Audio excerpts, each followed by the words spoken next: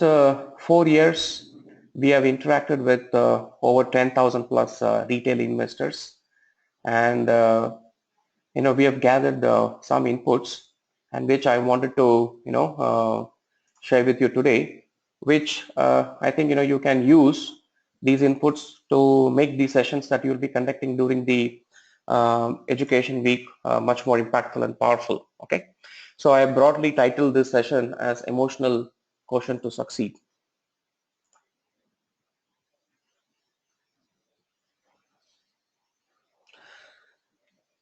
See, what has happened is, worldwide financial literacy is a big agenda for every government across the world. Okay, but there are so many financial literacy programs that has been organized in different formats, different ways, and especially in the last 4 or 5 years, there are a lot of research report which has come out saying that financial education is not creating the impact that it should be creating.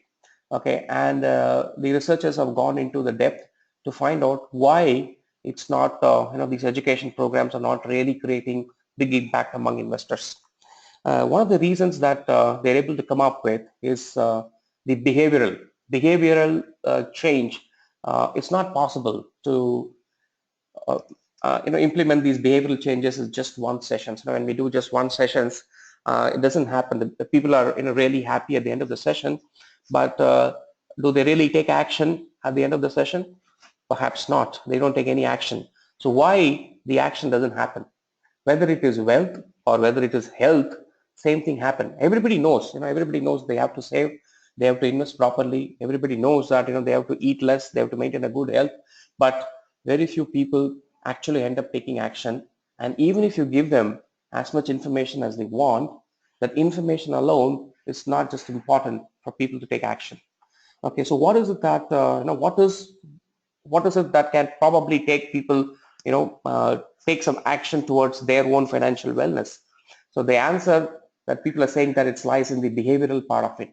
So can we look at, what are those behaviors and how are these behaviors impacting the investors from taking the right decisions?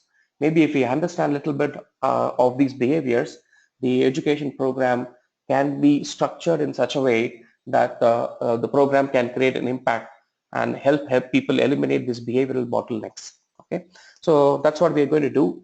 And before I start, as usual, I have to, in any financial markets and financial training programs, we need to have some disclaimers.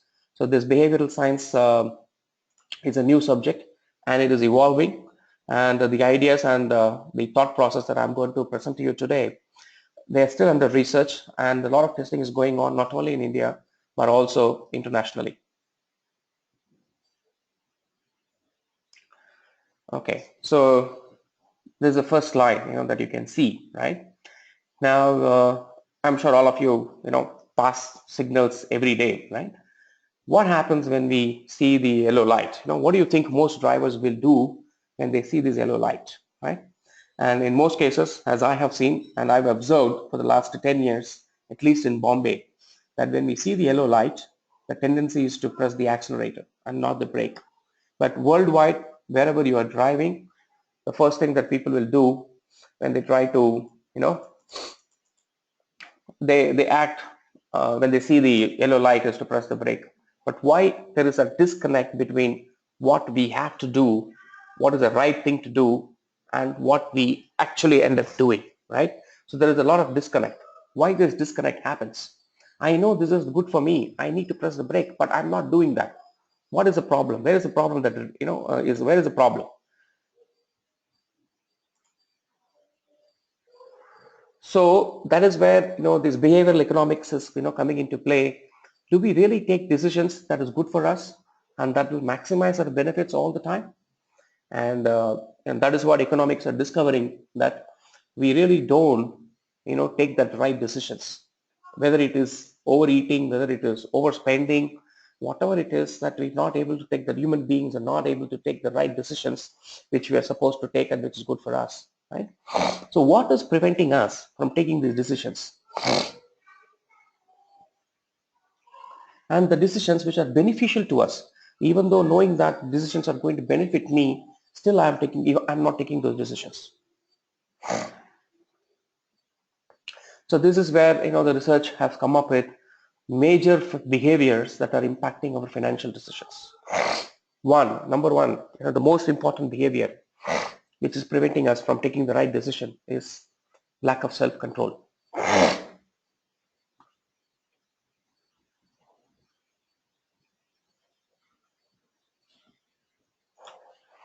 The second one, procrastination. I'll do tomorrow, right? Not today. Herd mentality.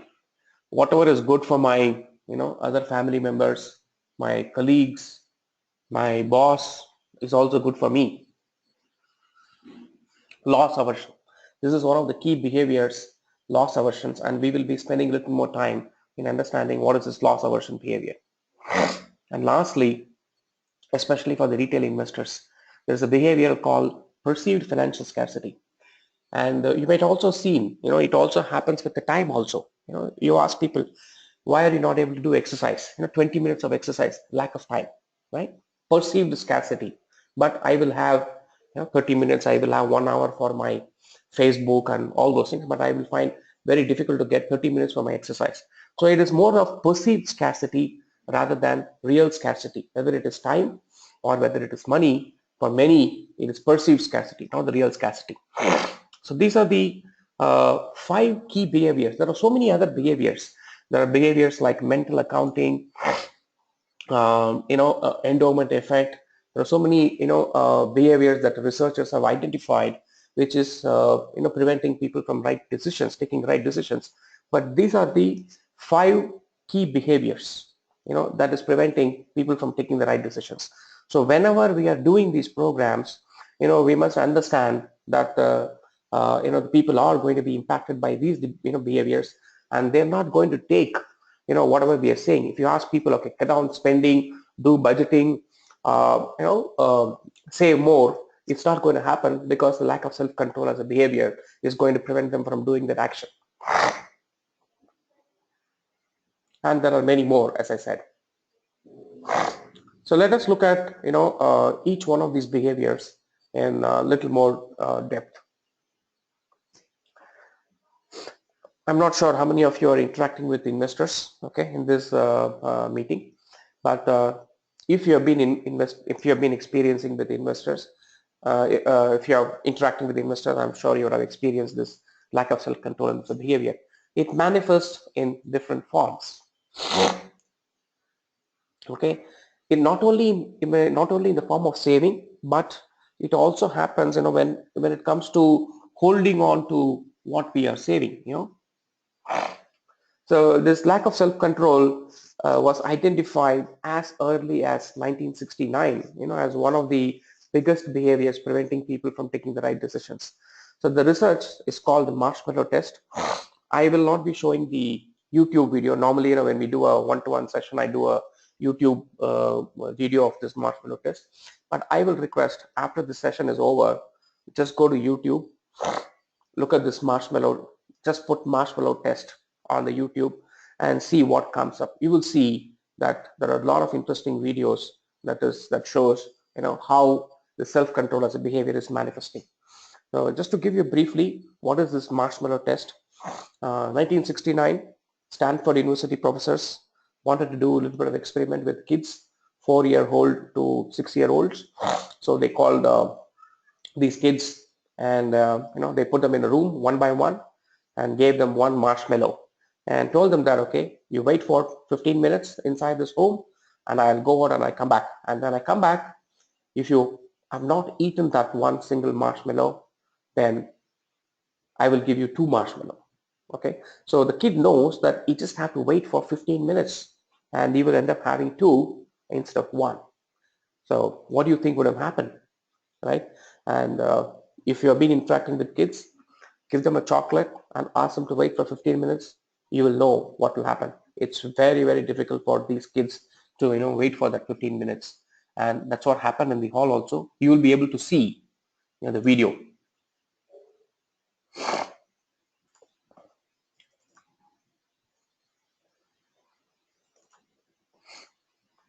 Okay, I'm just taking a little slow because there are a couple of questions from Ramachandra and Krishna. I'm just trying to see if I can answer those questions.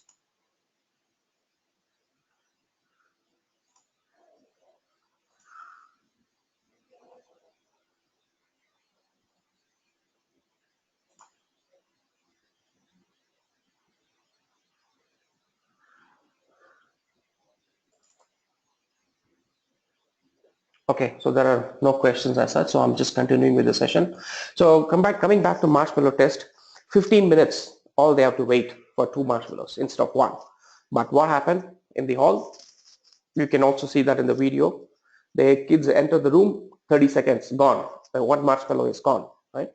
And some people waited for 1 minute, some people waited for 2 minutes, some kids for 33 minutes, and some kids waited 14 and a half minutes, and they could not resist the last 30 seconds, and they finished off. And so what they found was 2/3 of the children could not resist, and only 1/3 could resist it. And what they did is they followed up with a different set of audiences, different set of experiments, and they did it with different kind of ethnic groups. They did it with whites, they did it with blacks, they did it with Hispanics, all kinds of population and demographics.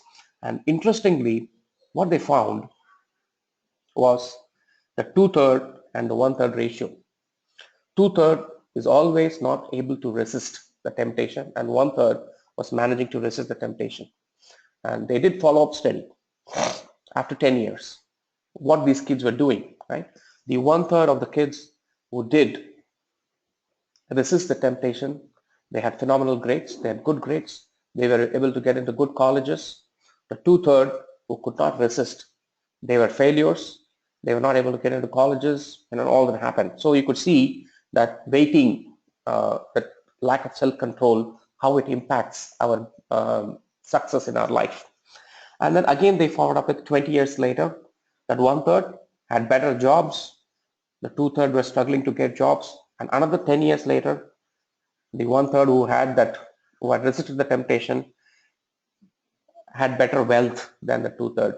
Okay, so that the conclusion of the research was that for the success in life, first thing that requires is discipline, and somehow we have to overcome that lack of self-control that we have. So that is what the researchers concluded, and they said that most of the economic theories that are there in the world ignore these aspects of lack of self-control. Theories and policies, actually are created thinking that humans, have that self-control, but 2/3 of the humans do not have the self-control, and many of the education programs that we think is going to take give impact to the people does not take, because people do not have the control over themselves. Okay, so, and we can also see this lack of self-control in different form. One is they're not able to save money. They also not able to hold on to the savings that they've already done. So I'll just share with you a little Amphi data, and this Amphi data is published every month. It is published, this data, and you could get it from Amphi yourself also. So what it shows is that, just look at that graph. The blue color graph is for equity investments, and the green color graph is for non-equity investments.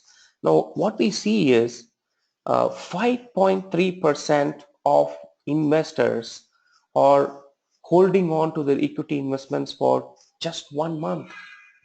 5% of the investors are holding for only 1 month equity investments, and 6% of almost 7% of the investor, next bar, if you see the next blue bar, you see 1 to 3 months. 6% of the investors are holding for only 1 to 3 months, and the third blue bar, if you see, 8.8% of the investors are holding for only 3 to 6 months, and 17.6% is holding only to 6 to 12 months.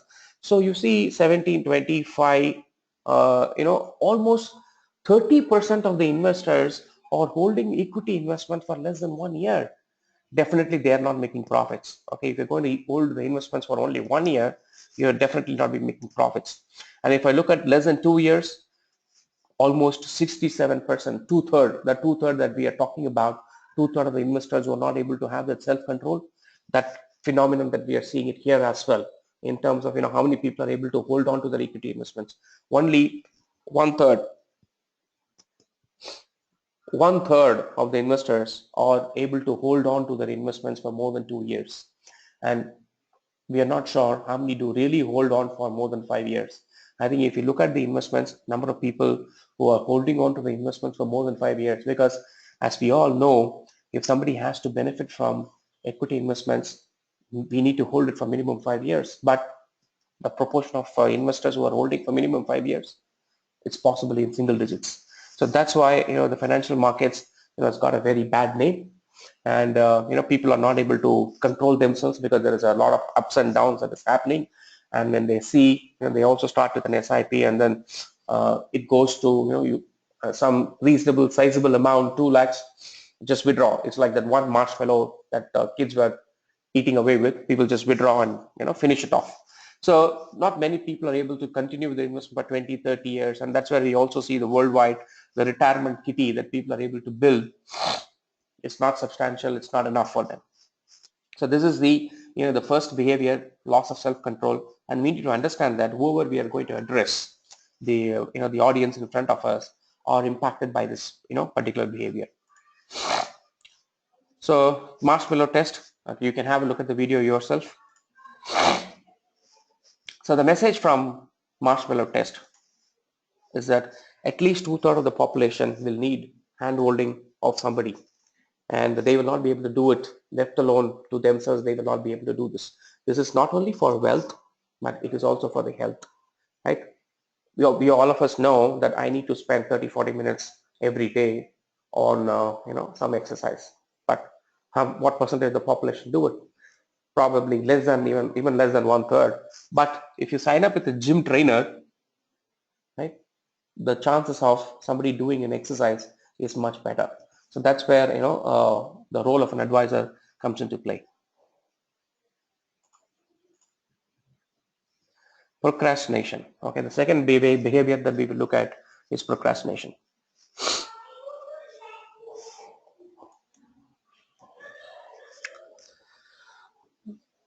Again, there is a lot of research that has happened on this particular behavior. Right? The researchers are watching and observing people. What is this happening? Procrastination. How is it growing? How people are behaving. So they are finding that procrastination is increasing more and more. 10 years back, people are more proactive, I think, but today, if you look at it, I think people wanted to, do it tomorrow. I mean, the procrastination is, increasing as a behavior. Okay, and it has also been found that it has increased 4 times in the last 15 years. And 96% of the population procrastinate. For something or the other, we end up procrastinating, right? And 20% of the population is chronic procrastinations. For anything and everything, they will procrastinate. I will do tomorrow. And 40% of the population have experienced financial loss because of procrastination. So you don't get things on time. For example, you don't have your passport, for example, renewed, when it expires, right? And suddenly you discover that you have to travel, and you have to spend a lot of money, to get it on the, the Tatkal and all those things. So there is a financial loss, in a different form that can happen when we procrastinate on things, and 40% of the population experience that financial loss. So, but when it comes to investors, why do people procrastinate? I'm sure you can also observe your own views, but what we have found is some of the common reasons why people procrastinate is there's no instant gratification. We saw in the previous behavior, lack of self-control, right? So there is no instant gratification. I want it today. I mean, so when I invest, I'm not getting the benefit today. So okay, I'm going to get benefit only tomorrow. So today, I want everything today. That's the first reason that if I don't get the result today, I'm not going to take action. So same thing happens with the health. If I know that if I run just 5 kilometers and I'm able to reduce 2 kgs, I will do it today. But what happens is the 2 kg loss will not happen unless I do it every day for at least a year. So that is why, since the lack of instant gratification forces people, to take no action, right? So for people to take action, there has to be instant gratification. If that is there, okay, I buy an iPhone and I hold it in my hand, there's an instant gratification for me, and so I take action. Instant action also I take. Too many choices and too many alternatives. Again, if you go back 20 years back, if I want to buy a car, there was only one choice, Ambassador. There was no choices. If I want to apply for a telephone, only, BSNL or MTNL. And we did not have any choices 20 years back. And what we did is, we will apply immediately for a phone and wait for 6 years or 6 months, to get that thing. So the action was faster because we know that we have to wait. Today, everything is on the tap available. I can get it done. I know that it's instantly available, everything. And secondly, the choices are also too many. I keep analyzing what is good for me, but by the time I do the analysis, something else new comes up, and I don't end up taking the action and postpone the decisions. Not sure of the outcome. What if fail? What if it fails? Okay, I buy this. Particularly, this is a behavior that we see with the investment products, financial markets, uh, those risky investments. People are not sure what's going to happen to me. Will I get return? Will I don't get return? So these kind of confusions, makes us procrastinate or do actions. But the most common reason that we have seen,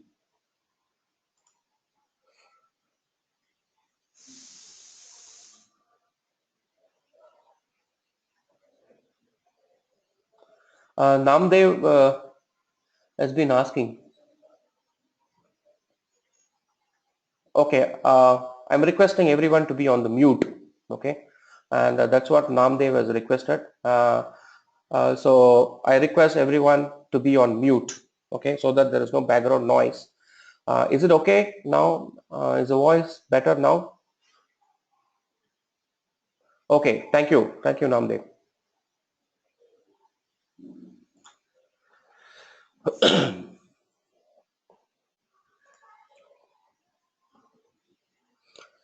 Okay, so most common reason, okay, there are so many other reasons that we saw why people are procrastinating, but one of the biggest reason for procrastination is farther the goal, more the procrastination, right? So to give a simple example, the exam is going to happen in the month of, say, 1 year from now. Right now we are in June, and the exams are going to happen in the month of April. So there are 1 year there for the kids to study. How many of you do you think kids will study 1 year before the exam? Hardly any. Even the topper of the school will not study 1 year before the exam. So the farther the goal, the procrastination will also be higher, right? And that's what happens with the retirement planning also. Retirement is 20 years away. I personally have interacted with so many investors. We have done the story to the investors, right? Investor A and investor B, start early, all those things we have done. It all sounds very good. Okay, you start early and you're going to make more money for the retirement. But at the end of the session, you say, why didn't you tell me for 10 years later, 10 years earlier? I would have become richer. But do they really take action the next day? Not at all. Okay, because the goal is further. Retirement as a goal is further. So only when the goal comes nearer, by the time everyone becomes 50, then they start becoming little serious about retirement planning. But tell a 20-year-old kid, 20-year-old, just newly joined employee to start a retirement plan, I think the results are going to be very, very bad. I don't think he's going to do that. Okay? Because he knows, I've got 40 years more left, and why should I do it today? And that keeps on, happening, the procrastination thing. So if I have to make somebody take action, the goal has to be near. Goal has to be, it could be, it has to be short term. Then only they're going to take a action for that.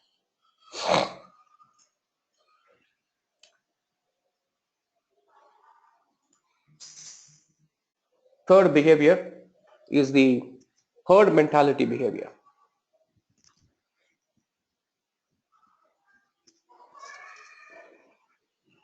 So what is this herd mentality behavior? Does it happen consciously?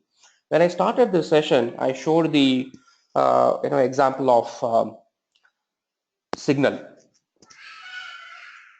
and I have observed that particularly in Bombay, I have observed that drivers, do they do it consciously? Are they pressing the accelerator when they see the yellow light consciously? Perhaps not.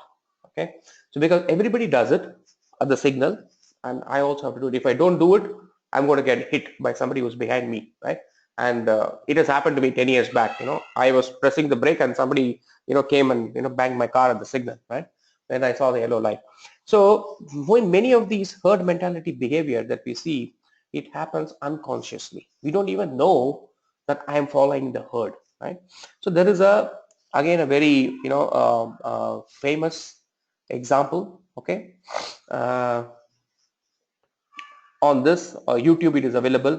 The video is called "Would You Fall for That?" Would you fall for that? Right. So what they do is they do an experiment with in a college.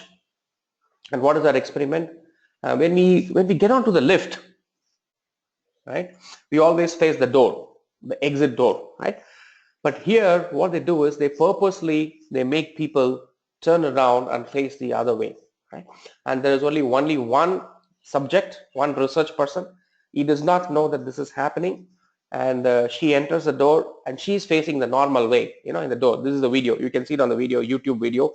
Just check for would you fall for that? Would you fall for that? Okay.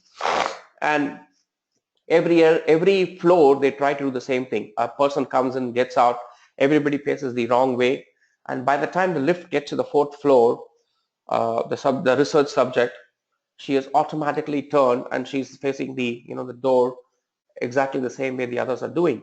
So did it happen consciously? Definitely not. It happens unconsciously, and that's why we also see the herd mentality, the impact of herd mentality. 90% of our assets that individuals hold today in India are in land and buildings.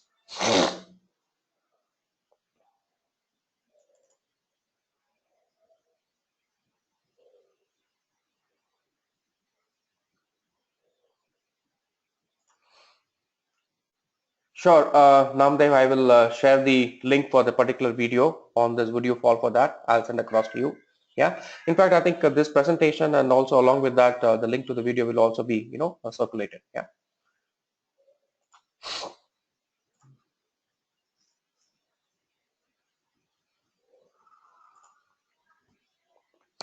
So impact of herd mentality. So we have seen three behaviors: lack of self-control, procrastination, herd mentality, and the fourth behavior is the loss aversion. And this is what, this is one of the very important behavior that we need to understand. Okay, what is this loss aversion?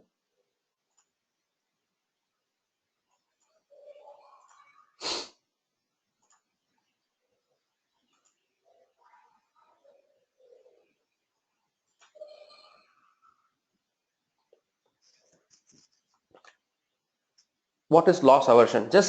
I'll just give a 30-second break for you to think in your mind your version of loss aversion. You can just imagine what is this loss aversion and all those, and I will explain to you, and so that we can probably take it in a little better.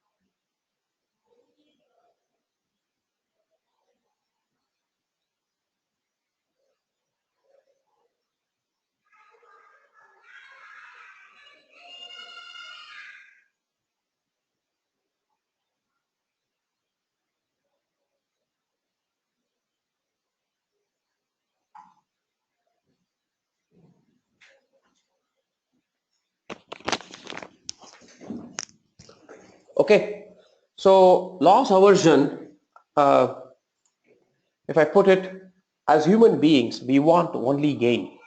We don't want to lose at all. And not only that, losing, if I lose something, it causes more pain than gaining.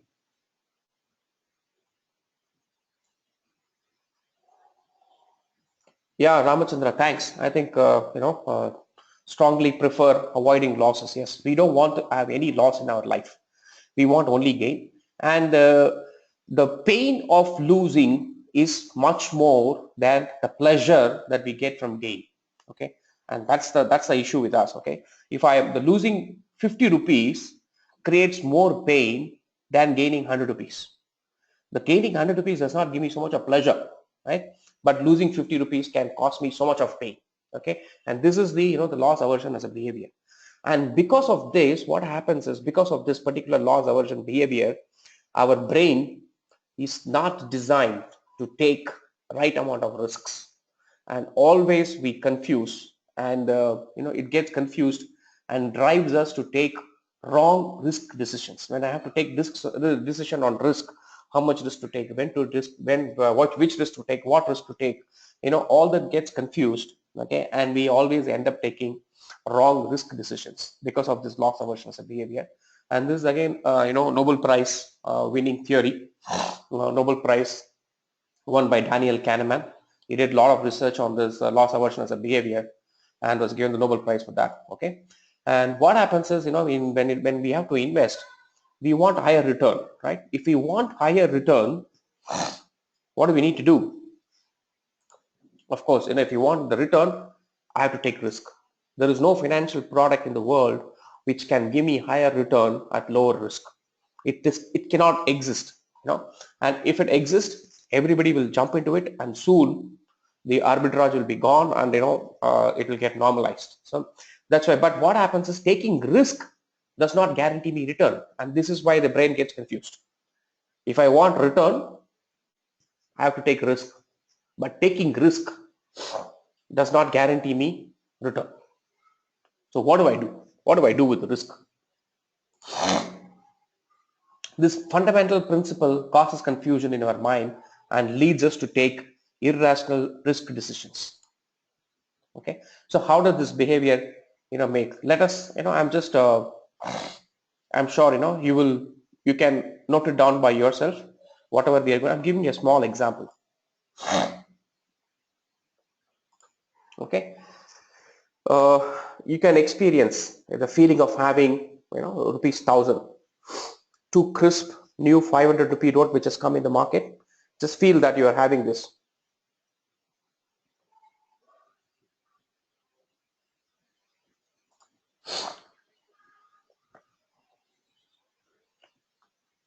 Now I'm going to give you two choices, two options for you to choose from. Okay. So you have this 1,000 rupees with you, and you have to take decision on one of the following that I'm going to give it to you.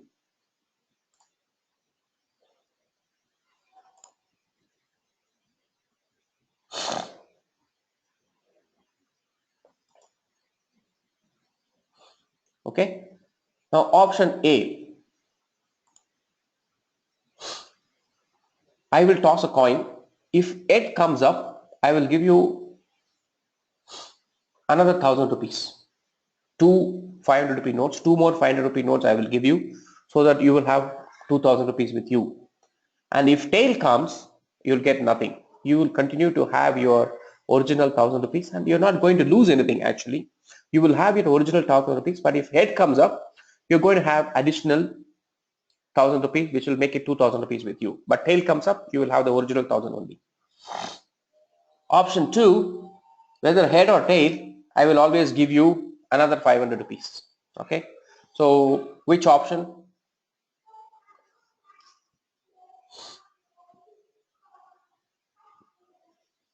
So again, the research which was conducted, this is a Nobel Prize research.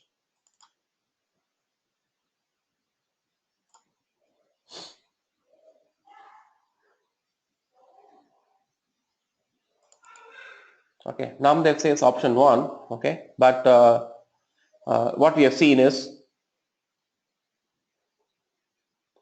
Nilesh says option 2.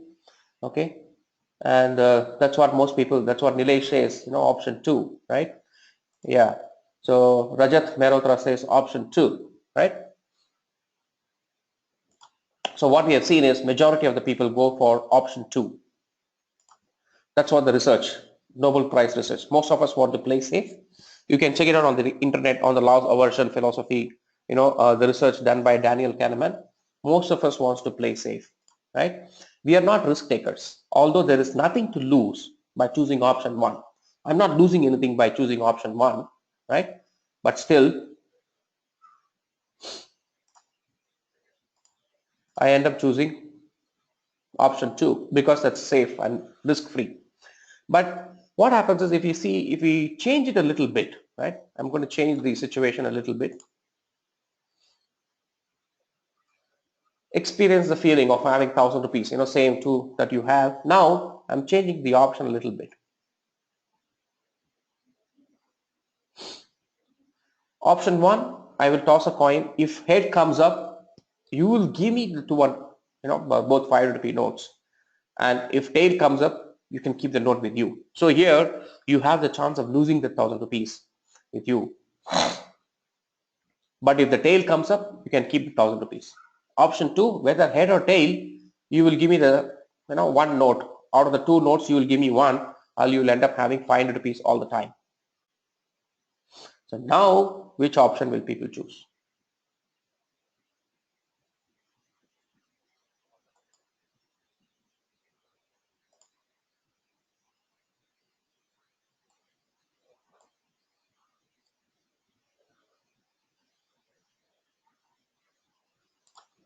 So here we have seen that most people end up choosing option 1,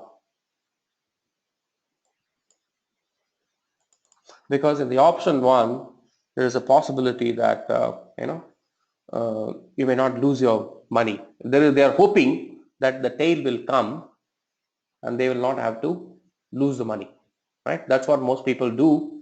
And but what happened is they don't know that they're taking a higher risk, because there is a possibility that they can lose the entire 1,000 rupees that they have. And this behavior, that's what we have seen. It comes in financial markets also.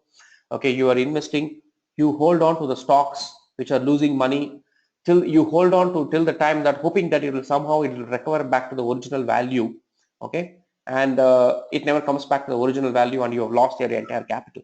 So this loss aversion behavior. So whenever there is a loss, I will go all out to avoid that loss. That loss aversion as a behavior. So if there is a gain, the gain does not give me, so much of pleasure, but the loss gives me so much of pain. So as a human being, I will try and do as much as possible to avoid that pain of losing money. So what happens is we become very high risk takers. In this case, we have taken the risk. We are taking risk. We have become very high risk takers. When in the second case, when we are going to lose money, but when we are gaining money, we are playing safe.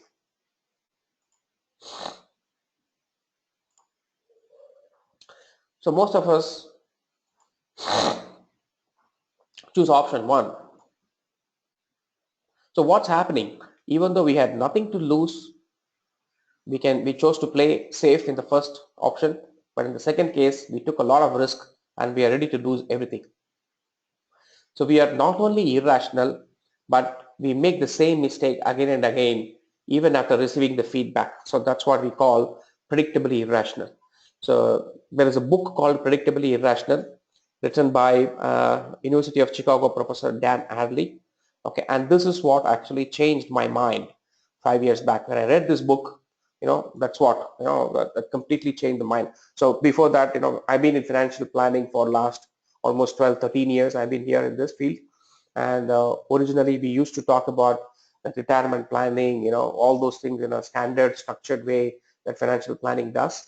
But when I read this book, that's when I said, this is what makes people not implement the financial plan. You make a financial plan, but it's very difficult to implement the financial plan because these behaviors come. You tell people to do an SIP or tell people to do in financial markets for the long term, but it doesn't work because whenever they see the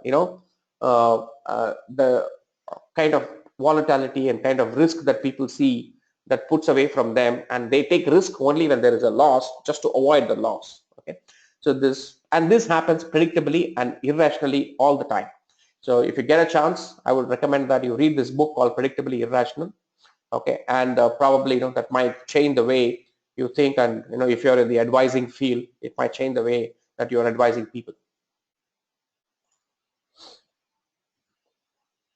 So what is the root cause of these irrational behavior? Where is this behavior coming from? Is it coming because of the market environment, or is it the way our brain is designed? Okay, so again, there is a lot of research that happened, okay, to find out where is the root cause of these irrational behaviors. Okay, is the environment causing the problem? Okay, if the environment is causing the problem, I can change the environment. Okay, if the design of our brain is causing the problem, then we need different solutions. Okay, so this is what Yale University professor, there's a lady called Santos. She set out to find out what is this thing. So this video also I will share with you. It's a long video. It's almost a 20-minute video on what Yale University did on this research to find out, to identify the root cause of our behavioral problems. Okay, so what they did is they taught monkeys how to handle money. Okay, so the experiment took them almost about 2 years. So they got some monkeys, and they trained them how to handle money. Monkeys were kept in a counter, and whenever they want to have food, they were always given a token. So they will have to exchange a token to get a banana. So monkeys soon learned that if they want to have something, they need to exchange the token, right? So they learned to do transactions. Monkeys learned to do transactions. And then monkeys not only did the transactions, but they also did economically right transactions. Okay, so they had counters. One counter was giving one banana and another counter was giving two bananas for the same token. So monkeys naturally went to the counter which was giving two bananas for the one token, right? So they can take those economic decisions. Then the same question that I had put, to you a few minutes back on 2,000 rupee notes, risk-taking behavior, same thing was put to the monkeys. Okay, there was a counter. When they go to the first counter, you give, you always get one banana for sure, and another counter you are getting either one or two, right? Not sure what you're getting. Sometimes you will not get any banana. So the monkeys always went to the counter which gave guaranteed one banana. They were happy with that. They didn't want a risky, two bananas. They just want one banana for sure. Okay, and same thing they did it with monkeys again, and they took away the bananas. Okay, so now what happened is they also started taking risk. So the risk behavior of monkeys were exactly same as the risk behavior of the humans that we have seen. So that's where they were able to conclude that there is nothing wrong with the market, right? The market is fine. The market is going to behave like that only, but the problem is with the human brain, which is evolved from the monkeys. Okay, and that's why they said, okay, the irrational behaviors and irrational decision making that we are all taking when it comes to whether finance or a wealth or a health decisions, it's all driven by these emotions, these behaviors, and that is where we need to attack. We need to create solutions. We need to create solutions thinking that people will not behave rationally. Okay, most of the solutions that we have, are imagining that people are rational decision makers, but that's not the fact. So although, and that's where the typical financial planning, it says that, okay, people are rational. They will take decisions which are good for them, but that's not the case, and that's what we have seen. So now what is happening is we need to create solutions thinking and believing that people are not going to take rational decisions.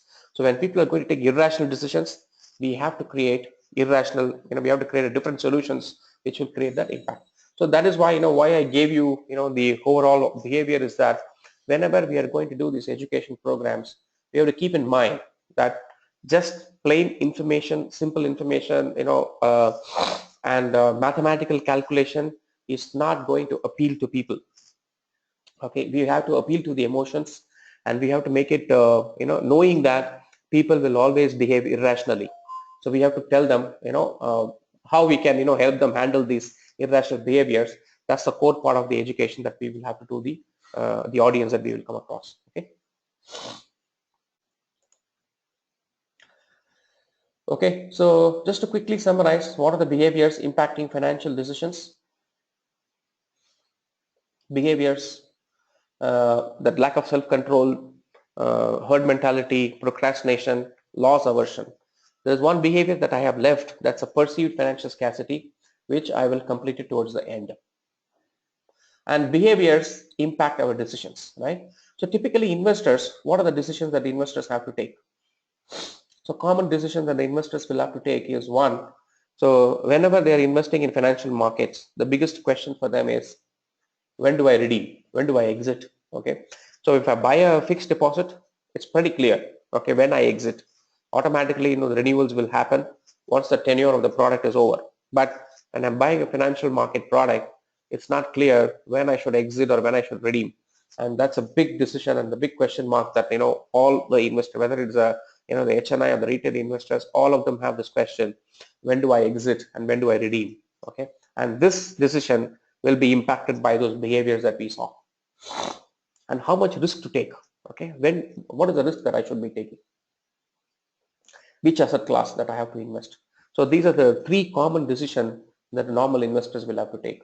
So how can we help investors take right decisions, for these, on these aspects? So what decisions do we want from them, right? What is the right decision? What is a good decision for them? One is, I think they should choose, equity or a debt mutual funds. Second is, they keep invested at least for 7 years, on the equity, and use debt funds for their, cash flow needs. So this is some of the decision which can be really good for them. So helping investors take right decisions through anchoring. So here, whenever we are trying to create a behavior, and we will try and create those anchors, the anchors are what is important. If I can create those anchors and implant that anchors in people's mind, then automatically people will start taking, the decisions, better decisions for them. So what are these anchors? What do we call these anchors? So let's look at this circles, two circles, the circle A and circle B. Okay, which circle is bigger? Obviously, I think we all know. I mean, we can look at it from there and see the circle B is the bigger one. But now let's look at it. Which circle is bigger? C, right?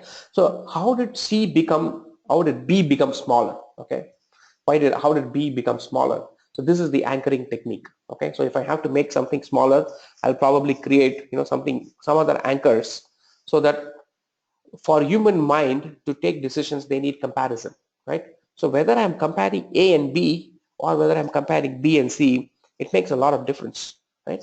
So if I'm comparing A and B, obviously the B is going to be bigger. But if I'm going to be comparing B and C, the B is going to be smaller. So this is how, the anchoring frameworks have to be created so that people can help take better decisions.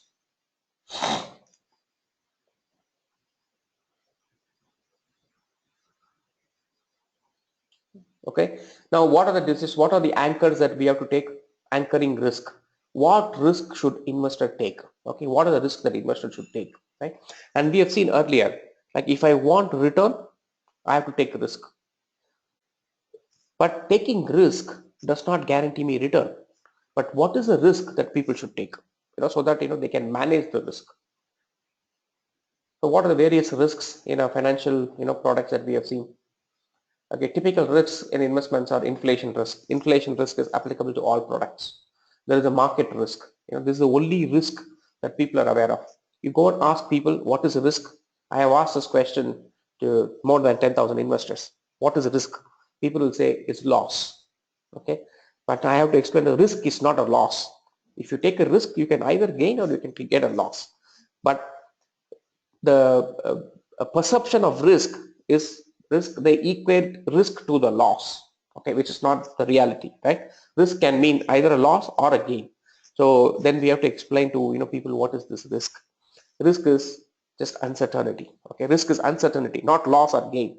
Risk can be, a risk can happen anytime. Even if I toss a coin, head or tail, that also I don't know, uncertainty, there is a risk there. So when I do not know the outcome, that is what the risk is. So the market risk, I don't know what is going to be the value of Sensex tomorrow. That is what the market risk is all about. Interest rate risk. So when I buy a PPF, I don't know what is going to be the interest to next year. So there is an uncertainty there. There is an interest rate risk. Reinvestment risk, I buy a fixed deposit, and when it comes to reinvestment, I don't know what interest that I will get. So there is a reinvestment risk. Credit risk, will I get the money back I'm investing in? There are many companies, right? Non-banking finance companies which offer 15% return on the fixed deposit. But will I get my original capital back? There is an uncertainty in that. So that is a credit risk.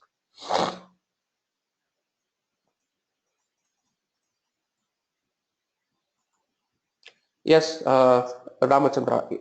Yes, you said risk is a deviation from outcome. Absolutely. The deviation can be either way, right? It can be positive or it can be negative. And that is how, if risk, measurement of risk is actually the standard deviation. We use a parameter called standard deviation to measure risk. All mutual fund statements, if you look at mutual fund statement, they will give you what the standard deviation is. So deviation is what? How much it has deviated from the expected, the outcome. So that's the standard deviation measure. You are absolutely right. Yeah. Liquidity risk. So liquidity risk is my money is blocked and I'm not able to, get the money when I want it. So that's called the liquidity risk. So if you look at it, I mean, these are the 6 major risks that are available, in our investments, right? So some product may have all of them, some product may have combination of some of these risks, but these are the risks.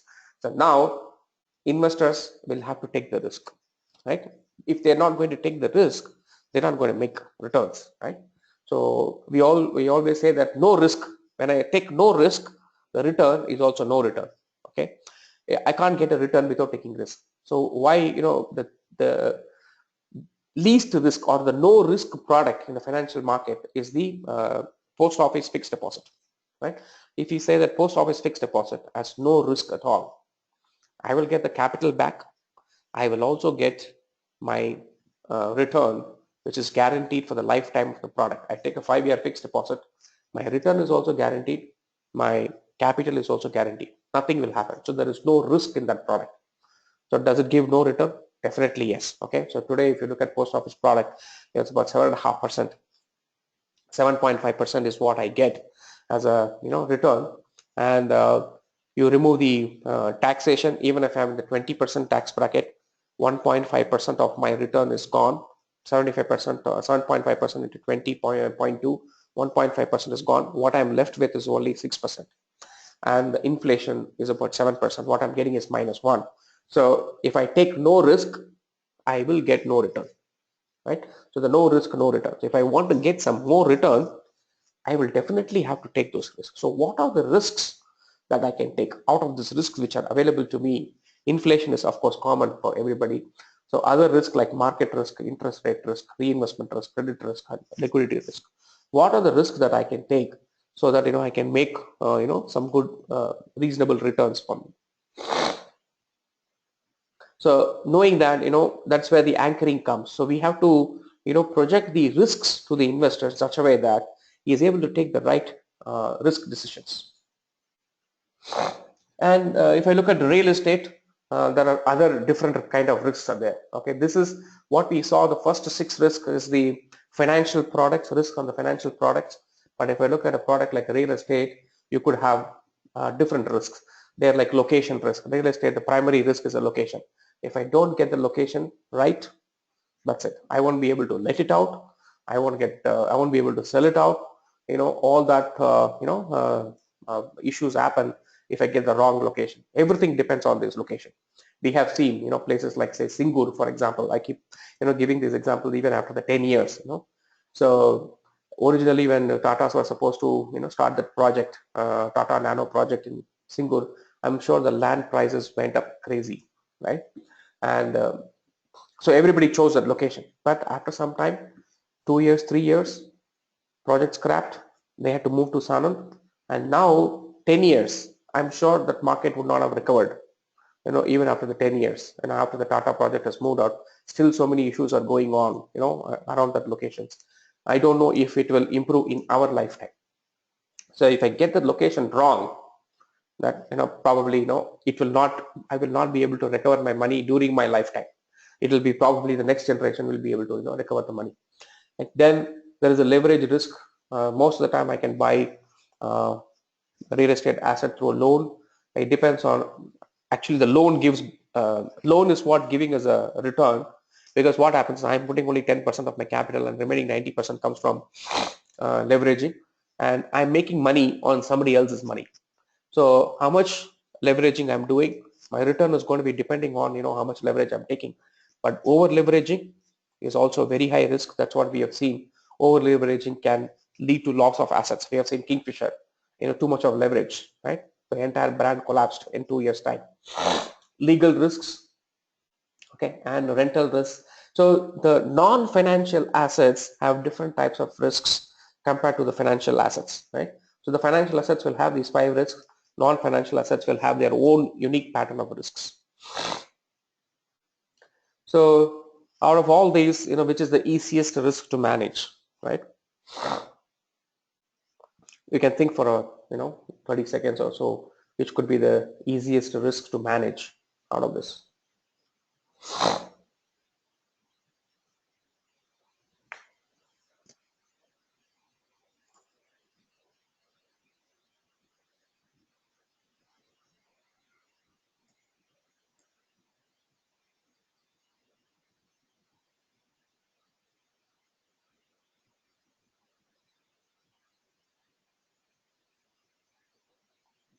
Okay, Rajat had one question. He wanted me to clarify risk again with an example related to bank FDs. Okay, so Rajat, bank FD, say for example, there are many types of banks are there. There are cooperative banks, there are State Bank of India, right? So what happens is the bank FDs are giving you slightly higher return than the post office FD. Okay, does it mean that bank FDs have higher risk? Certainly yes, because why? Post office is 100% owned by government, whereas even the State Bank of India, the largest bank in India, is not fully owned by government of India, right? There are private people who are holding shares in the company, and when you do a State Bank of India fixed deposit, it is protected up to only 1 lakh rupees. If something happens to the bank, right, you will get only 1 lakh rupee back per investor per bank. That is the maximum that we will get. So there is a risk in a bank deposit compared to a post office deposit, right? The no risk product is only the government sovereign bonds and the post office. There are no risk at all. But what happens is there also, when I buy some long term, the long term bonds, I'm buying a government bond, right? I buy a government bond which is 30-year bond, right? And 30-year bond, when I buy today it gives me 7.3% return, right? So if I hold on to this bond for 30 years, I'll get 7.3% as well as my capital back. There's no risk at all. But where the risk happens is liquidity. Okay, I want the money back in the, suppose some emergency happens and I want to have money cash in the next 5 years. I bought this bond in 2017 and there is a cash emergency for me in 2020. What will I do? I will have to go and sell the bond, okay, in the market. And at that time, if the interest rates are different, okay, the government may be coming up with in the 2020, government may issue a bond at, I've got a 7.3% bond. It could be a 8.3% bond or it could be a 6.3% bond. So if government is selling at 6.3% bond, then I hit a jackpot. I'm lucky, okay, because government is giving a 6.3 and I have a 7.3% bond. I get a better, value for my bond. But if the other hand, if the government is giving at 8.3, nobody will come and buy my bond. When the government is giving at 8.3, I'm not giving. Okay, I'm not, getting. My bond is going to be devalued at that time because it's lower interest. It carries lower interest. So in the FDs, the risk is the liquidity risk. So that is where it is important that I have to manage my cash flows properly.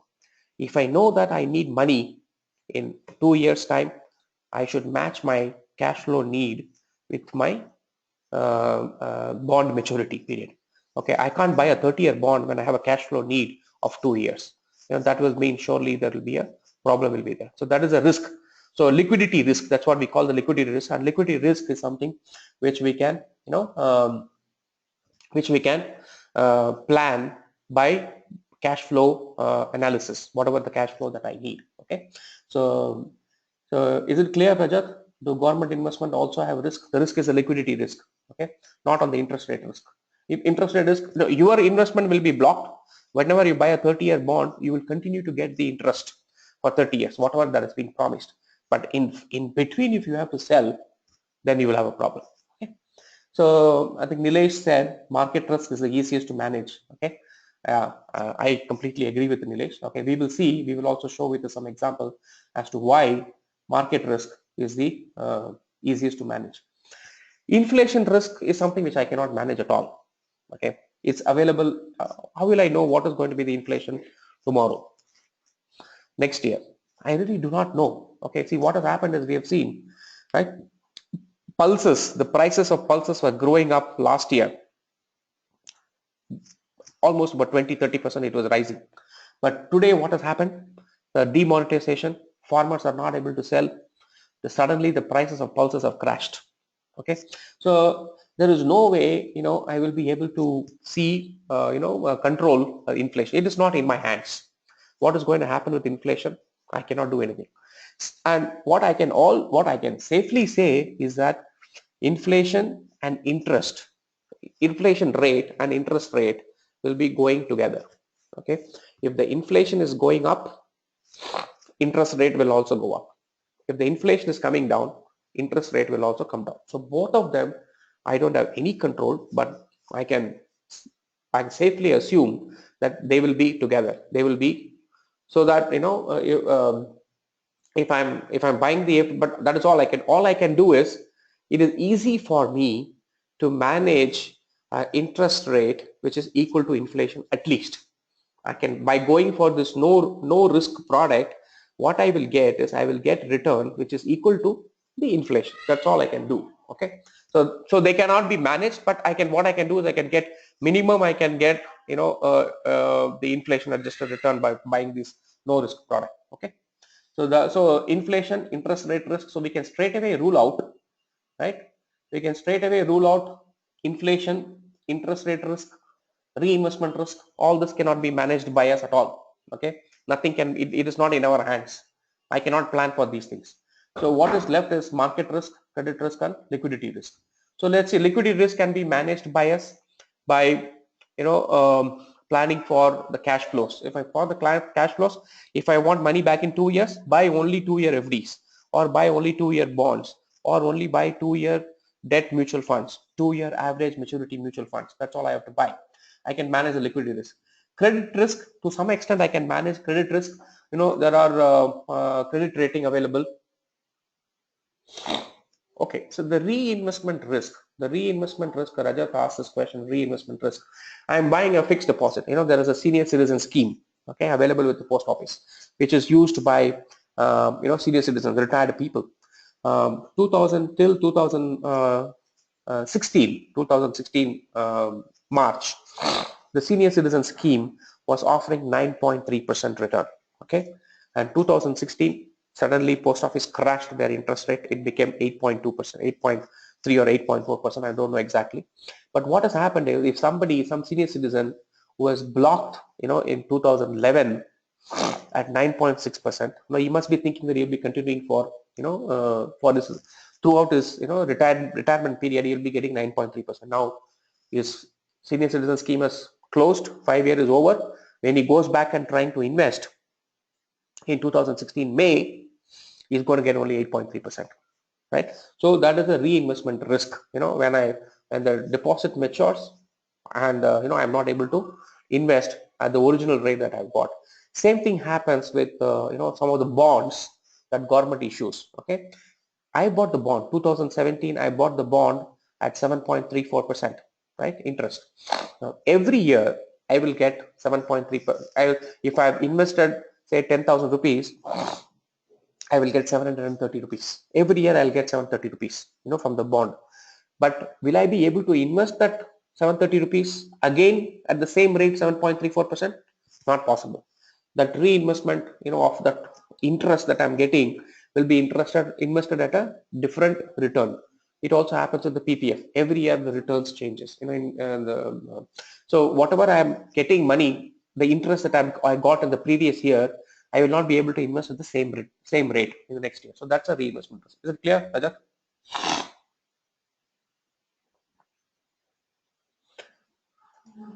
Okay, so now liquidity risk can be managed, in my opinion, if I can plan, if I can do the cash flow.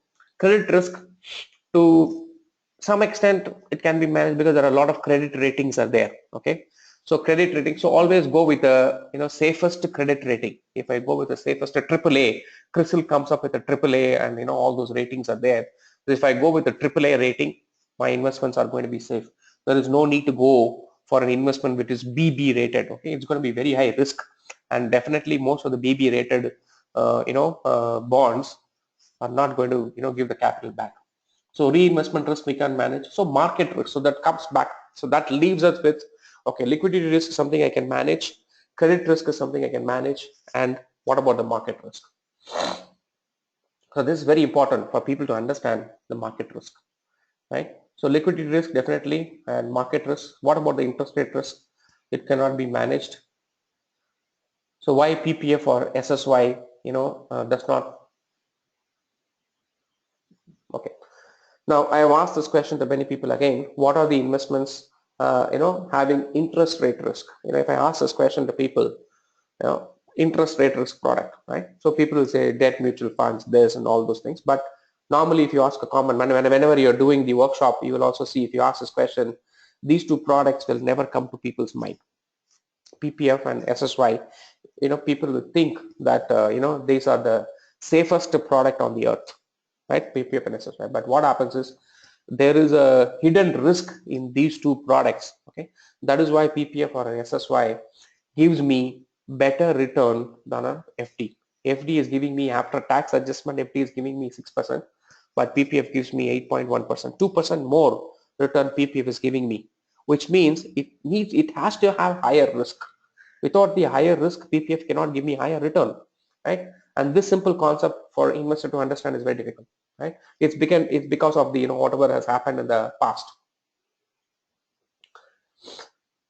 So there are risks. The risks in PPF is a liquidity risk. If I want money, I can't get money when I want it. I have to complete a minimum 7-year period of the investment. Then only I'll be able to get a part of my money. The two only part. I cannot get 100% of the money.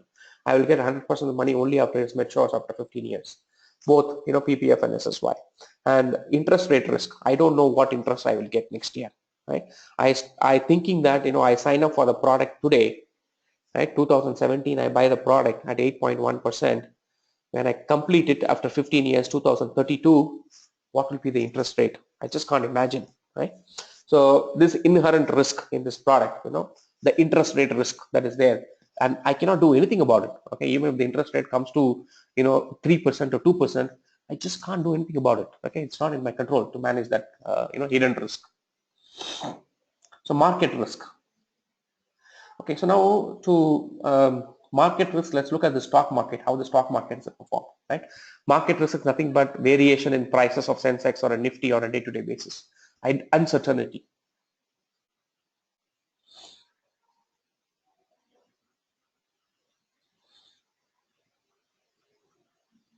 Yeah, I think Nilesh pointed out saying that credit rating is also having credit risk of an agency. Yes, agency which rates, that is also a risk. I mean, we have seen number of times the credit rating agencies have not been able to exactly come out with the right rating. I completely agree with you, Nilesh. Yes, so that's why I said whatever happens, I don't have to take even the credit risk also. I will never take a credit risk, right? I will simply go with if I have to buy a fixed deposit, I will not buy anything other than a State Bank of India fixed deposit, right? Because why? Nothing will happen to State Bank of India. It just cannot collapse. If SBI collapses, I think the entire financial system will collapse in India, and that government will not allow to do that.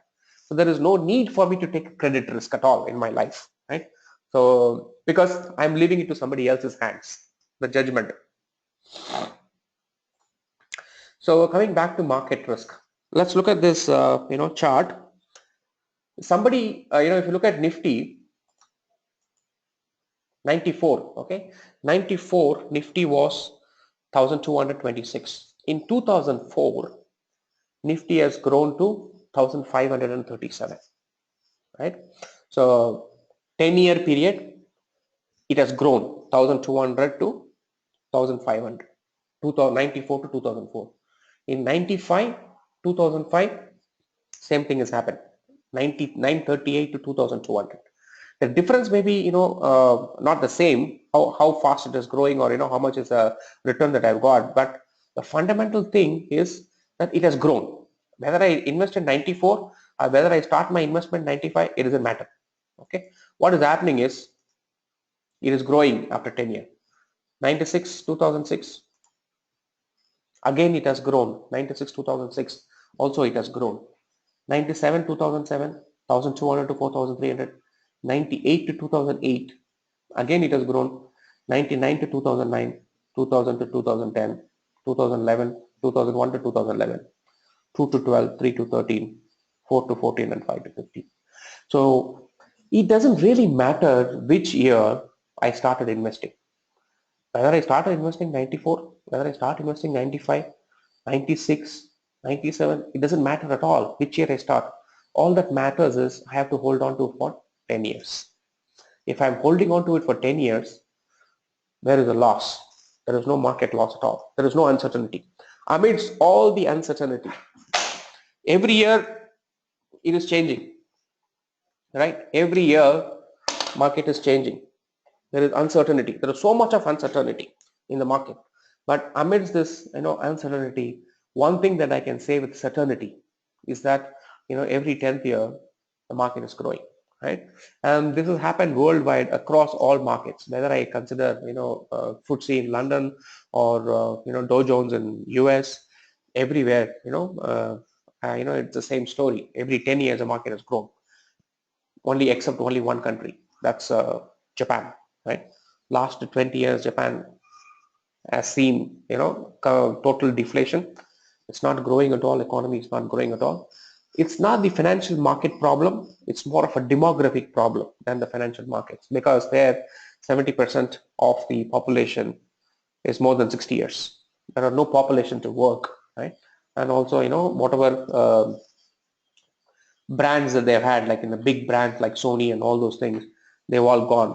It's Korean brands have, come over and taken over these Japanese, because we don't buy products for lifetime. We don't buy a TV for a lifetime today, or a camera for a lifetime. It's all just a 2-year or 3-year. I have to throw it away and I have to buy, and that's where the Korean companies have, taken over the Japanese companies today. So that's the only country except Japanese. I think, every other country that we have seen that, the same story that is happening. So the market risk fundamental is that if I hold on to it for 10 years, I'm not going to lose. So it can be managed. Market risk can be managed. So where did the losses go? And so does the loss aversion as a behavior that people, exhibit. So will past performance continue to the future?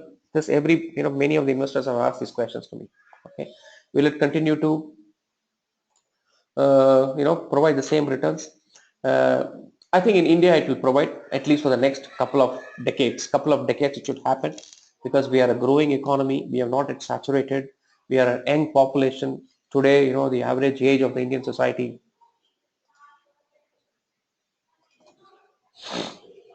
average age,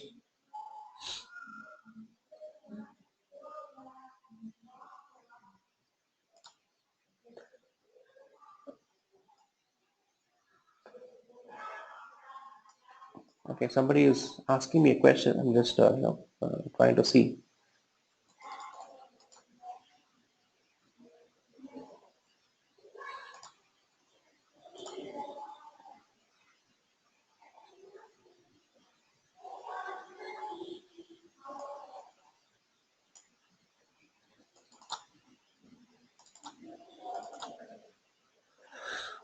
Okay, what I say, I'm not able to get to the question, so I'll definitely answer the question. Somebody has asked the question, I'll definitely answer that. I'll just continue with this. See, the economy is comprises of companies. Okay, if companies do not perform, the economy will not perform, right?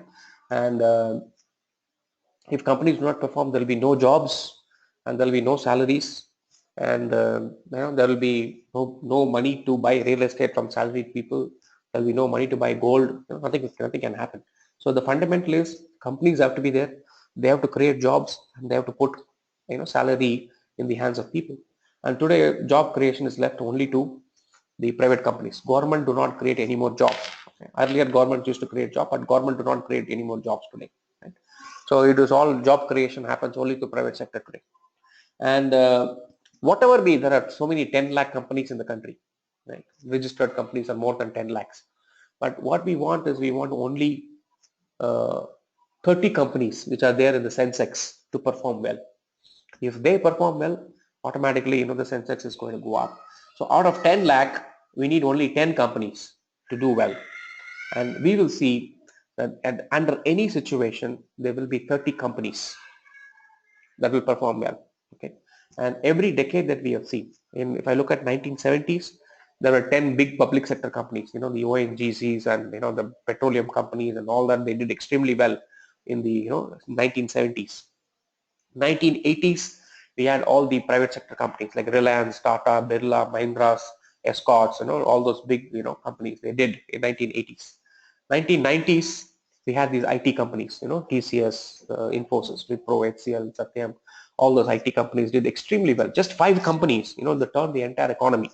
Just 5 companies.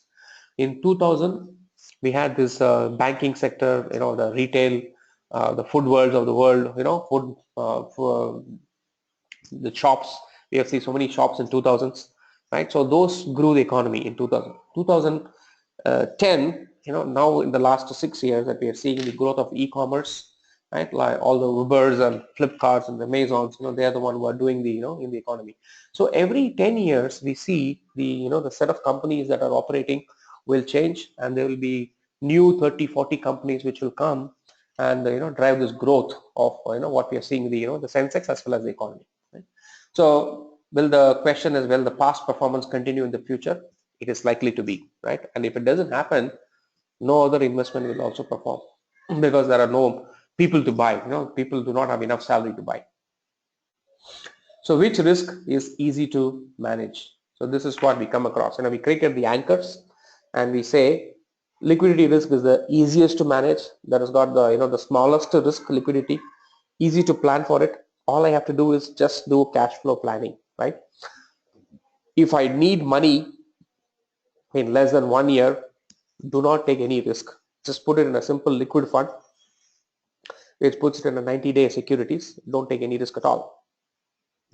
And if I don't need money for next 10 years, just put it in equity, take that market risk. Okay. And these other risks, that interest rate risk, credit rate risk, these are all something which, it's very difficult for me to manage. So I leave it, So the biggest risks, can be avoided. We can take the smallest risk that we can. Now, this is a question that we have answered for the investors on which risk to take. Okay. Now the next decision is when to redeem. When do I redeem? I keep on investing, keep on doing SIPs and all that. When do I redeem that? Okay. Here again, I present a small, information. Okay. So if you look at this slide, I've compared SIPs which have been started in 97. Suppose 1st July 1997, I start a SIP, and the Sensex was 4,300 at that point of time. Today 2016, I've compared, this the research was done 2016, so I would have done 19 investment. I would have done, okay, I've done 19 investments, total investment of 1,000 rupees per year, and 19 investments is 19,000, and I've got a maturity value of 79,000, right? Now which works out to about 12% annual growth, CAGR is what I've got. If I started in 1998, then I would have done 18 investments, and then I've got 13% return. 99 I've started my investments, then I would have done 17 with a return of 13%. 2000, 16 investments and a return of 13%. 2002, 14 investments at 13%. 2003, if I look at this whole chart, right, more than 12 years, if I have invested and if I have held on to it for 12 years, I'm getting a 12% return, right? 13, and after that you see the difference. The difference is not really much. It's 12, 13, 14, 13, 13, 13. sorry, the longer investment doesn't mean that I'm going to get a bigger return. Longer investment does not mean I get a bigger return. But 10 years later, 12 years later, the returns are kind of, almost like stagnant. So this is where the question comes, like, when should I redeem? Okay. So definitely not below 10 years. And after 10 years, whenever so this is the Sensex that we are talking, right? If you're talking about a Sensex, SIP on a Sensex or an index fund. But if I look at any managed fund, equity managed fund from any fund houses, definitely fund manager will deliver more than the Sensex. All fund managers have been delivering 3 or 4% more than the benchmark return, right? So my returns could be somewhere around 15%, right? So this is where I need to be tracking my return. After till 10 years, I don't have to do anything. But after 10 years, all I have to do is I just wait for the returns to happen. And whenever I have to set a benchmark of my own, everybody can have their own benchmark depending on what is the risk that they have taken, what is the product, whether they have taken an index fund, whether they have taken a equity fund, whether they have taken a mid cap fund. Depending on that, I can have a return which is linked to the risk that has been taken. So if you've taken a normal equity fund, you could look at a 15% return today. So the moment I reach 15% return, just exit, because you have invested for 13 years. Okay, continuously you've done an SIP for 13 years, you've got that 15% return, and now the chances are that one, you will need the money because there is some financial goal that is going to be approaching. You will need the money for it, and maybe if you leave that opportunity to redeem, the market may just crash and you may lose another 4 or 5%, and you may not have enough money for meeting the financial goal. So when you have to set the goal, there has to be a rule that if this rule happens, that I'm going to withdraw money and then put it back into the debt fund.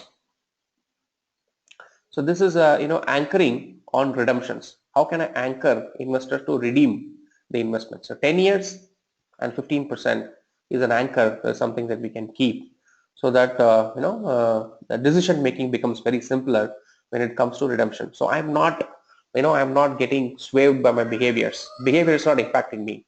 I'm just taking I've set the rule and I will go by the decision making as per the rule that I have set. Right. So next decision is which asset class. Anchoring asset allocation. Asset classes, I need everything. I need a liquid fund.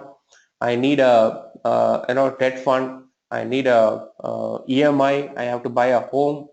And I also need to do for long-term equity investments, right? So how do I do it? So which asset I have to choose is based on the asset allocation. So the asset allocation, again, is based on the cash flow need. If I need 1 year income, I need to have 1 year income in liquid fund, and any anticipated cash flow expected in the next 5 years, whatever I need for the next 5 years, can be put in the debt fund, and 25% of my monthly income is going towards my EMI, and maximum possible ATC savings through ELSS, and any surplus that I have can be transferred to equity, right? So this is by anchoring the asset allocation, I can help people choose what are the assets that I should be owning. So it could be, and it differs from people to people, person to person, what asset that they should buy. There's no single answer, but I think for a profile, I can structure an asset allocation.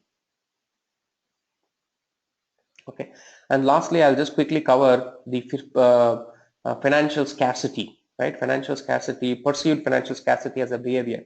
So you look at this slide, okay? What we're seeing is number of people who are submitting income in the slab of 0 to 10 lakhs, right? There are 2.76 crore population is. This is a little old data, okay? But what I want to see is the proportion, not the actual number. So 10 to 20 lakh is about 3.5 lakhs. I think now it has grown to about 10 lakhs. Now there's people who are in the range of 10 to 20, and more than 20 lakhs is in the range of about 1.85. I'm sorry, I mean these two figures put together, more than 10 lakh, there's 3.35 and 1.85, which is about 5.1, about 4 years back has grown to about 10 lakhs, and this has grown to more than 4 crores. The proportion remains the same.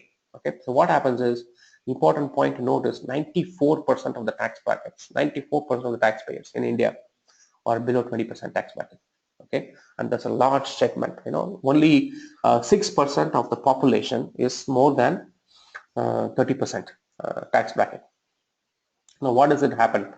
And looking at this, now if I see, right, savings rate in India, Indian saving rate, right, in 2007, India had the highest saving rate at 37%, and it became 34% in 2008. 2009 it came down again, 2011 34, and 2015 29.3. 2016 is yet to come, right? So if I look at it in the 8-year period, the savings rate have come down by 8%, and it's a really a large amount. 8% drop in saving rate is not a small thing. It's a really big thing, right? Only one country which has grown in savings is Indonesia. I do not know how it has happened in Indonesia. You'll probably have to do some research. Every other country has witnessed a drop in the savings rate. China is a very marginal drop only in China, right? But India has seen a huge drop in terms of savings rate. So why it has happened? Is it because people are? Is it because of the inflation? Is it because people are not able to save money? But when we look at this, there is another report that is from McKinsey, right? In 95, right?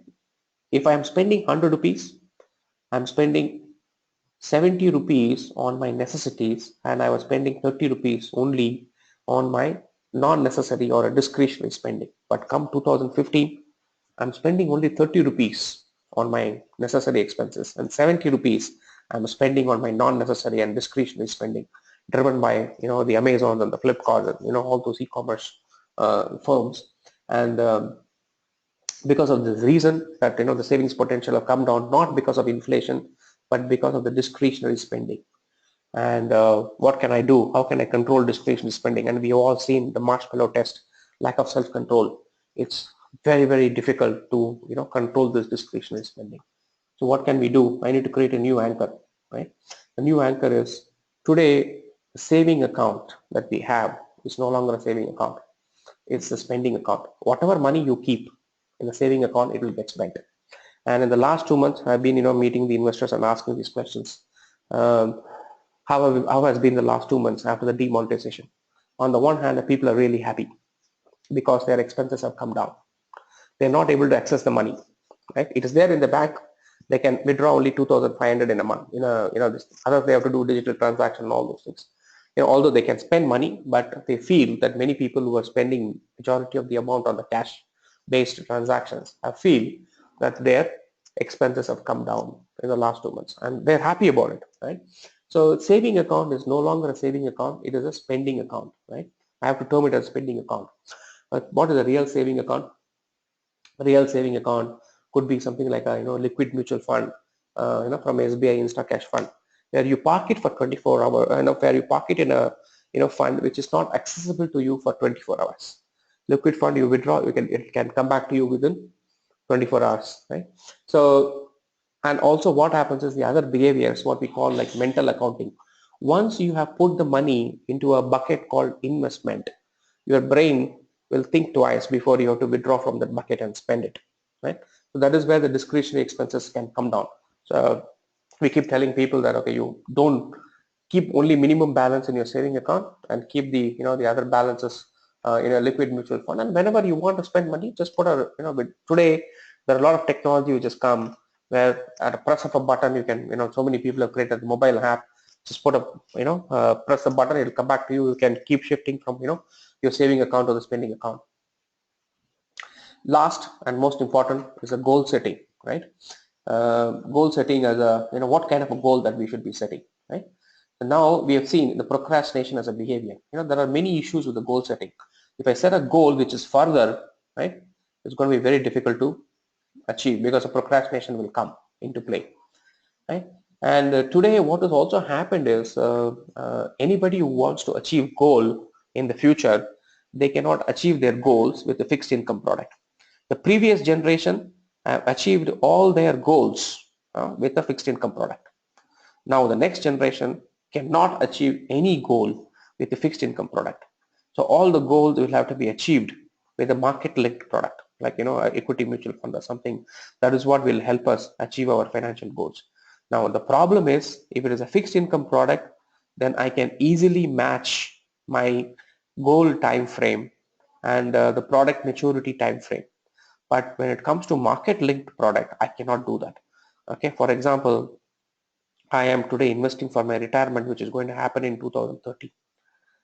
What will be the market on 2030? I can't say today.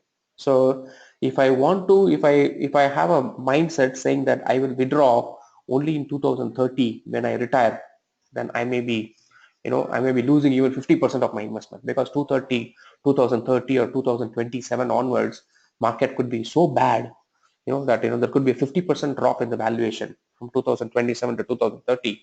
And if I wait for the day of my retirement to withdraw money, I may end up losing a lot of money.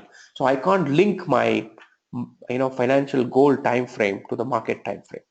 So what is the kind of a goal that I should be setting? Okay, considering all these issues in my mind. One, the goal has to be independent of my market. Goal cannot be linked to the market. And second, I think goal has to be nearer for me to take actions. So keeping that in mind, what we do is a traditional way of goal setting, right? Uh, Children marriage, children education, and retirement planning. I think it may not work, because I don't know when I'm going to retire. I may even end up retiring by 45, right? Or my children may not go for education. There may be no marriage expenses after 10 years. So all that can happen. So we can't have those single goals uh, today. So one goal, concrete goal, could be a net worth based goal, because ultimately everybody has to become an HNI. Not everybody will become, but the goal has to become an HNI, right? That is a high net worth individual. So I can start small. If my net worth is today less than 1 lakh, I could have a net worth of, I could have a goal which would take me my net worth to 10 lakhs. If I have 10 lakhs, then I can set a goal to become a crorepati. If I have a crore, 1 crore with me right now, then I can set a next goal to become 5 crore. And finally, once I have 5 crore today, I can set a goal to become HNI. So stepwise, a small goal, and these can also be broken down into annual goals, right? So right now I'm having 1 lakh. I'm setting a goal of taking it 10 lakhs in the next 5 years. So every year, so year 2, year 3, year 4, so I could have goals based on the net worth, which will drive the action for the people. So if I say I want to become a HNI in 20 years of time, that will never happen. But if I say I have 1 lakh by end of this year, I want to become 1.5 lakh, it's possible. It can happen, and people will be motivated to do that action. So what we have seen is uh, 5 anchors to overcome behaviors. We have saw behaviors. There are 5 behaviors, right? Loss aversion, lack of self-control, herd mentality, procrastination, perceived financial scarcity.